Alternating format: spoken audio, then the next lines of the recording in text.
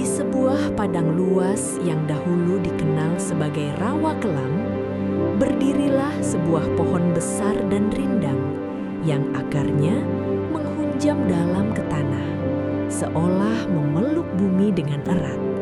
Jika engkau berdiri di bawahnya saat matahari sedang terik, kau akan merasakan kesejukan yang menenangkan. Angin berdesir lembut, membawa bisikan masa lalu yang tidak semua orang pahami. Pohon itu bukan sekadar pohon, ia adalah saksi, ia adalah pengingat. Dan dari sanalah kisah ini bermula. Dahulu kala, sebelum padang itu menghijau, tempat tersebut adalah rawa berbahaya yang jarang dilewati manusia. Lumpur pekat mengintai setiap langkah, siap menghisap siapa saja yang lengah. Di tepi hutan dekat rawa itu, hiduplah seorang janda miskin bernama Marni bersama putrinya Ratna. Kehidupan mereka sederhana, bahkan serba kekurangan. Namun di dalam hati seorang ibu, cinta tak pernah berkurang, walau harta tak pernah cukup. Marni bekerja setiap hari mencari kayu bakar di hutan. Punggungnya sering sakit, napasnya kerap terengah. Namun ia tetap melangkah.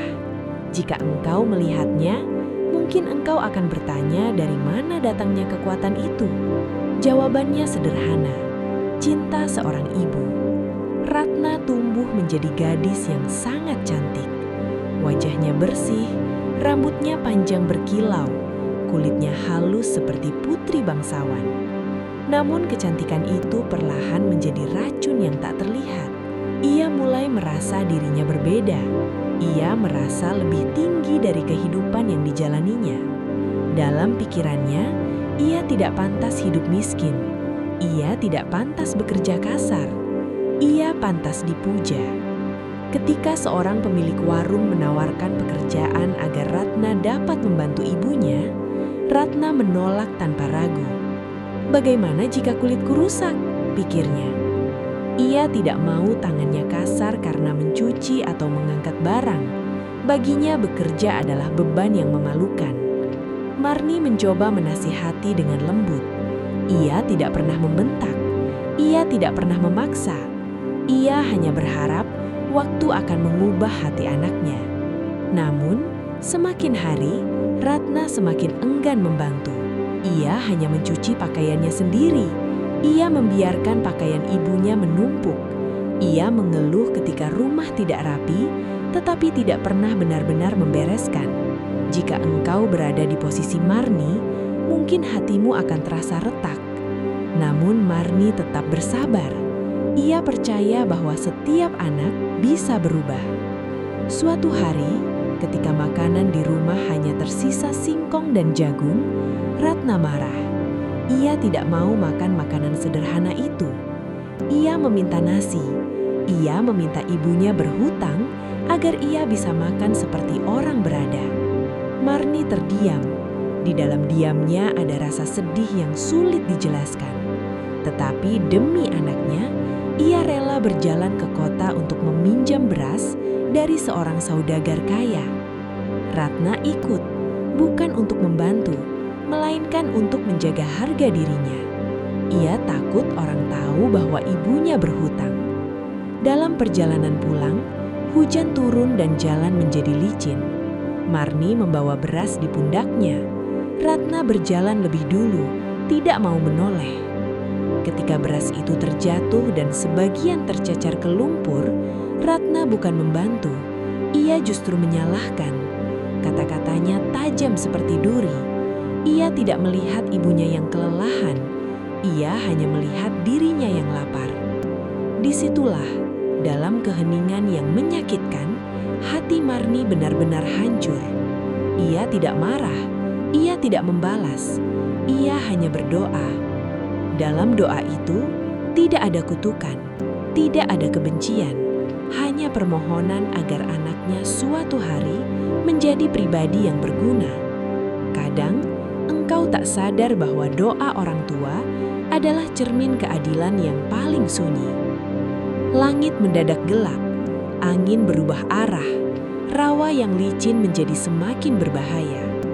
Ratna yang berjalan mendahului tiba-tiba terperosok. Lumpur menyedot kakinya perlahan. Ia berteriak meminta tolong. Namun bahkan dalam ketakutannya, ia masih menyalahkan ibunya.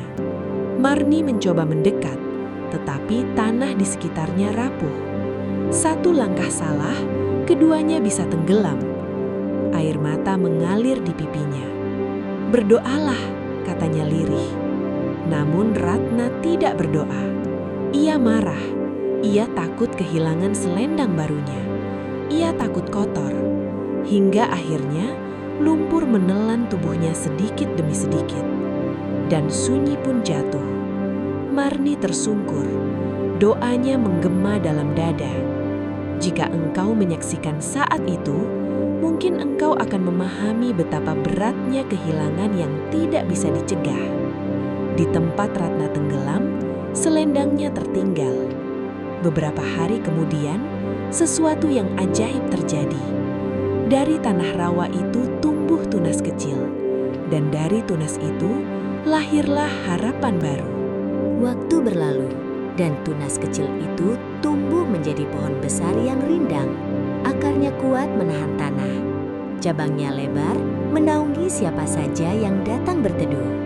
Jika kau duduk di bawahnya, kau akan merasakan kedamaian yang sulit dijelaskan. Seolah pohon itu memahami kesedihan manusia. Ajaibnya, rawa yang dahulu berbahaya perlahan mengering. Tanah menjadi padat, rumput hijau tumbuh menyelimuti padang. Para pengembala mulai membawa ternaknya. Anak-anak berlari tanpa takut terperosok. Tempat yang dulu menyeramkan, kini menjadi sumber kehidupan. Orang-orang menyebutnya pohon selendang. Marni sering datang ke sana. Ia duduk bersandar pada batang pohon, berbicara pelan seolah Ratna masih bisa mendengar. Ia tidak lagi menangis seperti dulu. Ia menerima. Dalam hatinya, ia percaya bahwa doanya dikabulkan dengan cara yang tak pernah ia bayangkan. Ratna, yang dulu hanya memikirkan diri sendiri, kini menjadi pohon yang memberi tanpa meminta. Ia memberi teduh, ia memberi kesejukan, ia memberi kehidupan bagi padang yang luas. Bukankah hidup sering seperti itu? Ketika kesombongan runtuh, barulah makna sejati tumbuh. Kita belajar bahwa kecantikan tanpa kebaikan hanyalah bayangan. Kita belajar bahwa kekayaan tanpa hormat pada orang tua hanyalah kesia-siaan. Dan kita belajar bahwa doa seorang ibu tak pernah sia-sia. Jika kau merenung sejenak, mungkin kau akan bertanya pada dirimu sendiri, sudahkah aku menghargai pengorbanan orang tuaku? Sudahkah aku membantu tanpa diminta? Pohon itu berdiri ratusan tahun lamanya. Ia menjadi legenda. Anak-anak mendengar kisahnya agar mereka tidak mengulang kesalahan yang sama. Orang tua menunjuk ke arahnya ketika ingin menasihati. Dan setiap kali matahari terik, pohon itu tetap memberi teduh tanpa memilih siapa yang layak. Itulah perubahan sejati. Dari kesombongan menjadi manfaat. Dari durhaka menjadi pengingat. Dari rawa kelam menjadi padang harapan. Mungkin engkau tak pernah melihat rawa kelam. Mungkin kau hanya mendengar kisah ini sebagai dongeng. Tetapi nilai di dalamnya nyata. Kesabaran, cinta, pengorbanan, dan konsekuensi. Karena dalam hidup, setiap pilihan memiliki jejak, dan setiap doa memiliki jawabannya.